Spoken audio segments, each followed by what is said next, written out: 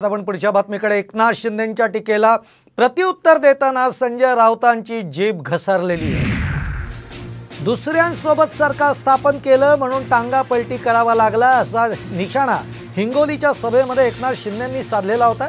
त्यावर टीका करताना संजय राऊतांचा तोल सुटल्याचं पाहायला मिळालंय। ठाकरे गट सिल्वर ओकची नेमकं काय नातं काय असं म्हणत नितेश राणेंनी देखील राऊतांचा खरपूस समाचार घेतलाय।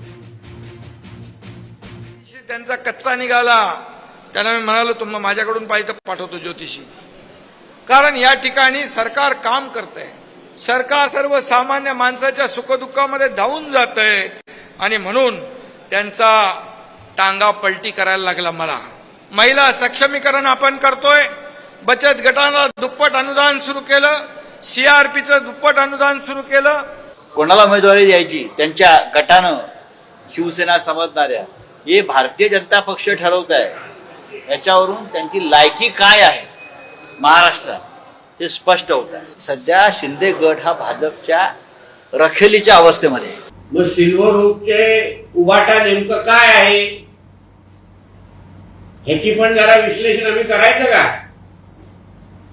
सिल्वर ओक मध्ये हाताला गजरा लावून तुमच्या नंगानाट कसा बघितला जातो उभाटाचा, त्याचं मग कधीतरी व्हिडिओ आम्हाला बाहेर दाखवायला लागेल।